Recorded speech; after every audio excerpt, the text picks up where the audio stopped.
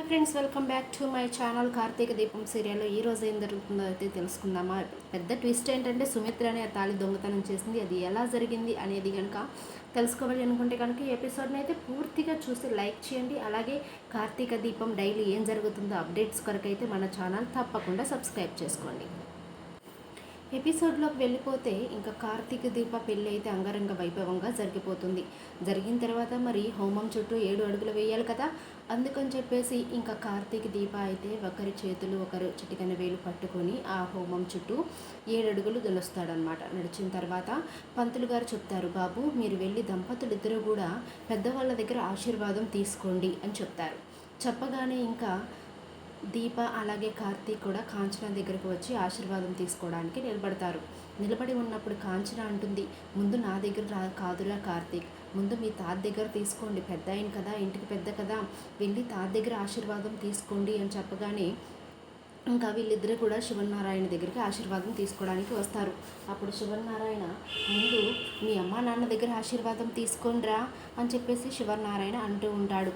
అప్పుడైతే ఇంకా కార్తీక్ అంటూ ఉంటాడు, తాత అమ్మమ్మ తాళిచ్చి నా భార్యకు కట్టించావు, ఆగిపోవాల్సిన పెళ్ళిని నువ్వు జరిపించావు, ముందు మీ అమ్మమ్మ నీ దగ్గరే ఉందని నేను ఫీల్ అవుతున్నాను, మీ ఇద్దరి ఆశీర్వాదం ముందు నాకు కావాలి అని చెప్పేసి శివనారాయణ కాళ్ళ మీద పడతారు ఇద్దరు. ఇంకా శివనారాయణ అయితే చల్లగా ఉండండి అని చెప్పేసి దీవిస్తాడు.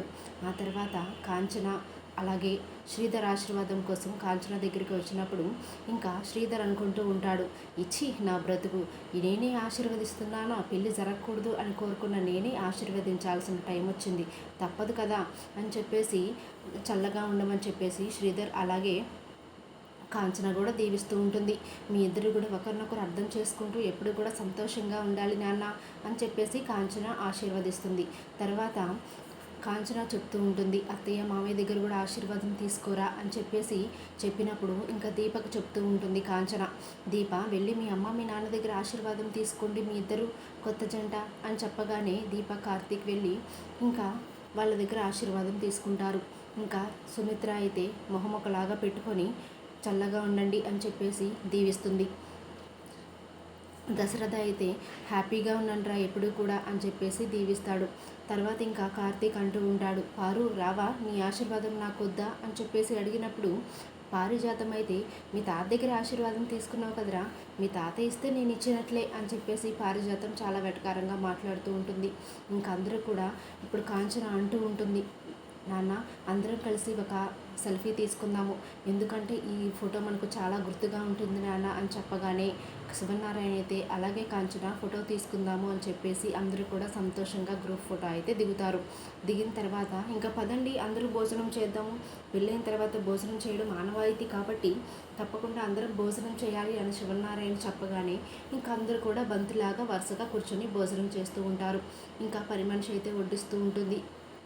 అలా వడ్డిస్తున్న సమయంలో దీప అంటూ ఉంటుంది, కొంచెం నా పక్కన ఇంకొక ప్లేట్ పెట్టండి, నా ప్లేట్లో ఏమైతే అన్నీ ఉన్నాయో వెరైటీలు మొత్తం కూడా ఆ ప్లేట్లోనే కూడా ఉండాలి అని చెప్పేసి చెప్పగానే ఇంకా పారిజాతం వెటకారంగా, ఏంటి దీప 2 కుటుంబాలు ఇక్కడే ఉన్నాయి కదా, ఇంకెవరి కోసం నువ్వు ఇంకొక ప్లేట్ వేయించావు, మీ చుట్టాలు ఎవరైనా వస్తున్నారా అని చెప్పగానే అవునమ్మ గారు మా చుట్టాలు వస్తున్నారు అని చెప్తే ఎవరమ్మా అని చెప్పేసి దశరథ అడుగుతాడు. అప్పుడు ఇంకా దీప చెప్తూ ఉంటుంది, మా నాన్న కోసం నేను ఈ ప్లేట్ వేయించాను అని చెప్పేసి దీప చెప్తూ ఉంటుంది. అది చెప్పగానే ఇంకా అందరూ కూడా షాక్ అయిపోతూ ఉంటారు. అవును, అప్పుడు శివనారాయణ చెప్తూ ఉంటాడు, అవును చనిపోయిన వాళ్ళు ఎప్పుడూ కూడా శుభకార్యం జరిగినప్పుడు వాళ్ళ ఆత్మ ఇక్కడ తిరుగుతూ ఉంటుంది, దీప మంచి పని చేసింది, తన తండ్రి ఆశీర్వాదం కూడా కావాలి కాబట్టి తన తండ్రి కోసం భోజనం పెట్టించింది అని చెప్పేసి శివనారాయణ అంటూ ఉంటాడు. ఇంకా అంతలో శ్రీధర్ అయితే అనుకుంటూ ఉంటాడు, ఇక్కడ బ్రతుకున్న వాళ్ళకి ఏమీ లేదు, చచ్చిపోయిన వాళ్ళకి కూడా భోజనాలు పెడుతున్నారా అని చెప్పేసి శ్రీధర్ అయితే మనసులో అనుకుంటూ ఉంటాడు. ఇంకా శ్రీధర్ అలాగే పారిజాతం జ్యోత్స్న కూడా పక్కపక్కన కూర్చొని భోజనం చేస్తూ ఉంటారు. ఇంకా భోజనం చేస్తూ ఉండగా పారిజాతం అడుగుతూ ఉంటుంది, ఏంటల్లుడు నిమిషానికి ఒక డ్రెస్ మారుస్తున్నావు, పెళ్లి కొడుకు తండ్రివేనా అని చెప్పగానే అదేం లేదు అత్తయ్య గారు, వాష్రూమ్కి వెళ్ళి షవర్ ఆన్ అయ్యింది, షవర్ ఆన్ అయ్యేసరికి వాటర్ అంతా నా మీద పడింది, మామూలుగా ట్యాప్ ఆన్ చేయబోయి నేను షవర్ ఆన్ చేశాను అని చెప్పగానే ఇంకా పారిజాతం నవ్వుకుంటూ ఉంటుంది. సరే కానీ అల్లుడు ఇంతకీ తాళి ఎవరు తీశారు, నువ్వు తీసావా అని చెప్పేసి అడిగినప్పుడు లేదత్తయ్య గారు నేనైతే తాళి తీయలేదు అని చెప్పేసి శ్రీధర్ చెప్పినప్పుడు ఇంకా పారిజాతం జ్యోత్స్నని అడుగుతుంది. జ్యోత్స్న, నువ్వు తీసావా, నువ్వు కానీ తీసావా తాళి అని చెప్తే, లేదు గ్రాని నేనైతే తీయలేదు అని చెప్పేసి అంటూ ఉంటుంది. అప్పుడు ఇంకా అనసూయ గారు అంటూ ఉంటారు, దశరథ గారు, నాకు అంతా బాగానే ఉంది, అందరూ హ్యాపీగా ఉన్నారు, కానీ ఒక్కటే బాధ, ఆ తాళి ఎవరు తీశారో నాకు అర్థం కావటం లేదు అని చెప్పగానే ఇంకా శ్రీధర్ అయితే అంటూ ఉంటాడు, బయట వాళ్ళందరూ వస్తున్నారు కదా, ఇంకా వచ్చి ఖాళీ చేతులతో ఏమై వెళ్తారు, అందుకని చెప్పేసి తాళి తీసుకుని ఎవరో వెళ్ళిపోయి ఉంటారు అని చెప్పేసి, ఈ చేతి వాటాలు బాగా ఎక్కువైపోతున్నాయి ఈ మధ్య అని చెప్పేసి అంటూ ఉంటాడు. ఇంకా అందరూ భోజనం చేసి హాల్లో కూర్చొని మాట్లాడుకుంటూ సంతోషంగా ఉంటారు. ఇంకా దశరథ చెప్తూ ఉంటాడు, అమ్మ కాంచన, ఇటువంటి నీ మనసులో ఏమన్నా ఉంటే తీసేయి, ఇప్పుడు తాళి లేనంత మాత్రాన పెళ్ళైతే ఆగలేదు కదా, పెళ్ళైతే జరిగింది కదా అమ్మ తాళితోనే, ఇంకా నువ్వు సంతోషంగా ఉండు అని చెప్పేసి కాంచనకు చెప్తాడు దశరథ. ఇంకా కాంచన అయితే, సరే అన్నయ్య, నేనైతే ఇప్పుడు చాలా సంతోషంగా ఉన్నాను, నా కొడుకు కోడలు పెళ్ళి జరిగింది అంగరంగ వైభవంగా, చాలా సంతోషంగా ఉందన్నయ్య, నేను నీకు దగ్గర తీసుకున్న మాట నెరవేరింది, ఇప్పుడు దీప నీ కూతురు అని చెప్పేసి కాంచన చాలా సంతోషపడిపోతూ ఉంటుంది. ఇది వింటున్న పారిజాతం అలాగే జ్యోత్స్న అయితే చాలా సీరియస్గా మాట్లాడుతూ ఉంటారు, చాలా సీరియస్గా ఉంటారు. ఇంకా సుమిత్ర అయితే అక్కడ నుండి వెళ్ళిపోయిన తర్వాత ఇంకా దీప అయితే కార్తీక్ని అడుగుతూ ఉంటుంది, బావా నాకు ఒకటి అర్థం కావటం లేదు, ఇంతకీ పారిజాతం తీసిందా జ్యోత్స్న తీసిందా తాళి అని చెప్పగానే, ఏమో మరదలా, ఏదో ఒకటిలే, పెళ్ళైతే జరిగింది కదా, పెళ్ళైతే ఆగలేదు కదా, ఎవరికి తీసిన తర్వాత ఏముందిలే, వదిలేసే, ఇంకా నువ్వు సైలెంట్గా భోజనం చేసేయి అని చెప్పేసి దీపక్కి కార్తీక్ చెప్తాడు. ఇంకా కార్తీక్ తన భుజం మీద ఉన్న టవల్ తీసి దీపక్ ఇచ్చి, దీప నేను ఇప్పుడే వస్తాను అని చెప్పేసి బయటకైతే వెళ్తాడు. సుమిత్ర బయటికి వెళ్ళడం చూసి కార్తీక్ కూడా వెళ్తాడు. వెళ్ళి ఇంకా అత్త అని సుమిత్రను పలకరించగానే సుమిత్ర అంటూ ఉంటుంది, ఏంట్రా అందరూ అక్కడ ఉంటే నువ్వు ఇటెందుకు వచ్చావు, నా దగ్గరికి వచ్చావేంటి అని చెప్పేసి కార్తీక్ని అడుగుతూ ఉంటుంది. అదే నేను అడగాలనుకుంటున్నాను అత్త, అందరూ అక్కడ ఉంటే నువ్వేంటి ఇలా ఒంటరిగా వచ్చావు అని చెప్పేసి కార్తీక్ సుమిత్రను అడుగుతాడు. సుమిత్ర ఇంకా చెప్తూ ఉంటుంది.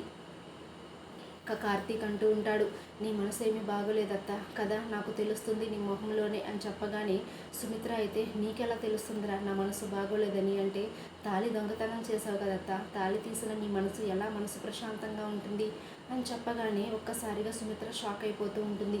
నేను తాళి తీసానని నీకెలా తెలుసురా అని చెప్పగానే, నువ్వు తాళి తీసేటప్పుడు నేను చూశానత్త, నువ్వు నా తల్లితో సమానం, నువ్వు ఇలాంటి పని చేస్తావని నేనైతే అనుకోలేదు, కానీ నేను ఎప్పటికైనా సరే నా తల్లి కాబట్టి తప్పు చేసినప్పటికీ నేను నా తల్లిని క్షమిస్తాను అని చెప్పగానే సుమిత్ర ఇంకా ఏడుస్తూ ఉంటుంది.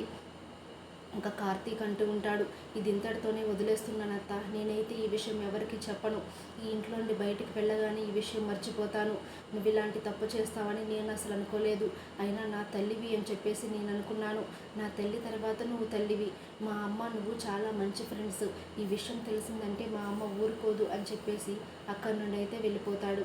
వెళ్ళిపోగానే ఇంకా సుమిత్ర కూడా వెనకాల వస్తుంది. వచ్చిన తర్వాత ఇంకా అప్పగింతలు వేయడానికి ఇంకా అందరూ కూడా బయలుదేరుతారు. ఇంకా కార్తీక్ అంటూ ఉంటాడు, తాత ఇంకా మేము మా ఇంటికి బయలుదేరుతాము అని చెప్పేసి అనగానే ఇంకా శివనారాయణ అంటూ ఉంటాడు, అరే కార్తీక్, లడ్డూలు ఒక బాక్స్ తీసుకెళ్ళరా, ఎందుకంటే శౌర్య చాలా ఇష్టంగా తింటుంది కదా లడ్డూలు, ఒక బాక్స్ తీసుకెళ్ళు అని చెప్పగానే ఇంకా అన్నీ తీసుకొని అందరూ కూడా బయలుదేరుతారు. బయలుదేరిన తర్వాత దశరథ అయితే ఇంకా దీపకు చెప్తూ ఉంటాడు, అమ్మ దీప, నువ్వు నా భార్యను కాపాడి మా జీవితంలోకి వచ్చావు, కానీ ఈరోజు నా కూతురివయ్యావు, నా కుటుంబ సభ్యురాలివయ్యావు, మేమేదో ఈ పెళ్ళి జరిపించాలి కదా అని చెప్పేసి ఫార్మాలిటీ కోసం అయితే మేము ఈ పెళ్ళి జరిపించలేదు, నువ్వు నా పెద్ద కూతురు అనుకుని నేను ఈ పెళ్ళి జరిగించాను, నువ్వైతే సంతోషంగా ఉండమ్మా అని చెప్పేసరికి ఇంకా దీప అయితే కన్నీళ్ళు పెట్టుకుంటుంది. దీప ఇంకా మనసులో అనుకుంటూ ఉంటుంది, నాన్న నేను నీ కూతుర్ని అని తెలియకుండానే నువ్వు కూతురి అనుకుని ఇంత ప్రేమ చూపిస్తున్నావే, అదే నీ కూతుర్ని అని తెలిస్తే నువ్వు చూపించే ప్రేమ నేను తట్టుకోలేనేమో నాన్న అని చెప్పేసి కన్నీళ్ళు పెట్టుకుంటూ ఉంటుంది. ఇంకా కార్తీక్ అయితే, ఏంటి దీప కన్నీళ్ళు పెట్టుకుంటున్నావు అని చెప్పగానే, కార్తీక్ బాబు, ఇది కన్నీళ్ళు కాదు బావా, ఇది ఆనంద బాష్పాలు, నా మనసు చాలా సంతోషంగా ఉంది, నా తల్లిదండ్రి నా పెళ్ళి దగ్గరుండి జరిపించారు అని చెప్పేసి ఇంకా దీప అయితే చాలా సంతోషపడుతూ ఉంటుంది. ఇంకా దశరథ అయితే, కాంచన జాగ్రత్తగా చూసుకోమ్మా నా కూతుర్ని అని చెప్పగానే కాంచన అయితే, ఏమన్నయ్య నా మీద నమ్మకం లేదా, నీ కూతుర్ని మంచిగా చూసుకుంటానని అని చెప్పేసి అంటూ ఉంటుంది.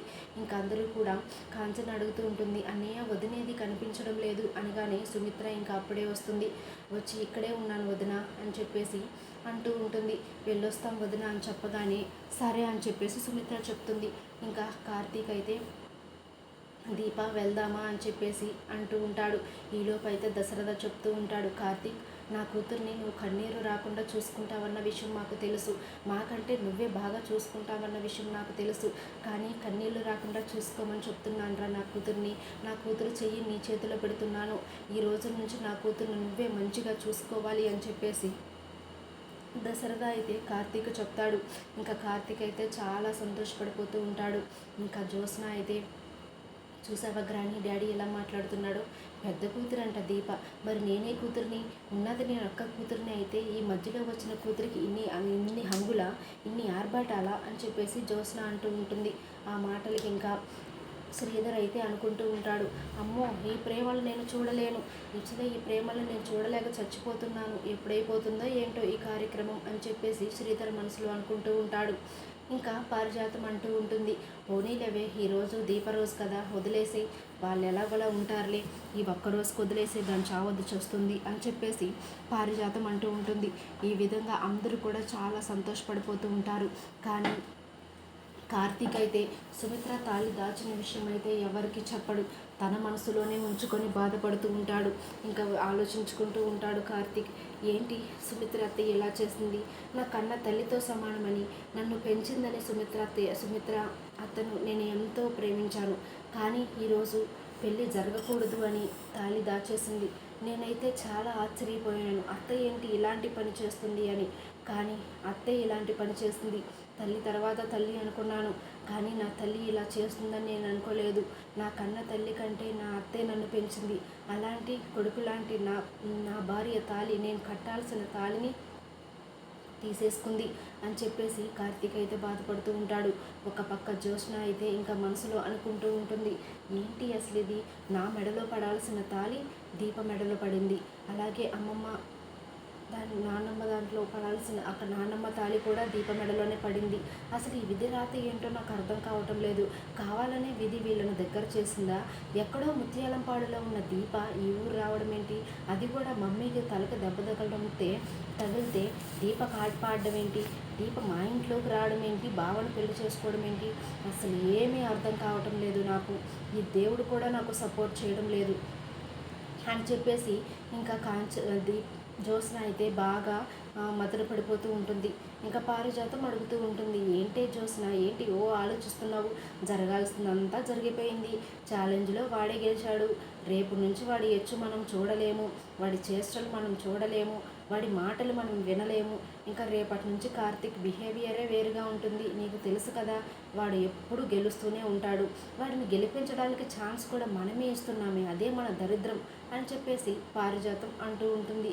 అవును గ్రాని ఛాలెంజ్లో గెలిచాడు, రేపొద్దున బావ ఏమంటాడో ఏంటో, ఇంకా నేను బ్రతికినా ఒకటే చచ్చిపోయినా ఒకటే, పెళ్ళి జరగకూడదని ఎన్ని ప్లాన్లు వేసినప్పుడు ఇక్కడ ప్లాన్ ABC అన్నీ ఫెయిల్ అయిపోయినాయి, చివరికి పెళ్ళి అయితే జరిగిపోయింది, ఇంకా మనం చేసేది ఏమీ లేదు గ్రాని, నోరు మూసుకొని కూర్చోవడమే అని చెప్పేసి అంటూ ఉంటుంది జ్యోత్స్న. ఇది ఫ్రెండ్స్ ఈరోజు అయితే కార్తీక దీపం సీరియల్లో ఇలా జరగబోతుంది. రేపటి ఎపిసోడ్లో ఏం జరగబోతుంది అనేది రేపు వీడియోతో మీ ముందుకు వచ్చేస్తాను. మన ఛానల్ ఎవరైనా కొత్తగా చూస్తున్నట్లయితే లేదా కార్తీక దీపంలో సీరియల్లో ఏం జరుగుతుందో తెలుసుకోవాలి అనుకుంటే కనుక మన ఛానల్ అయితే తప్పకుండా సబ్స్క్రైబ్ చేసుకోండి. Thank you for watching.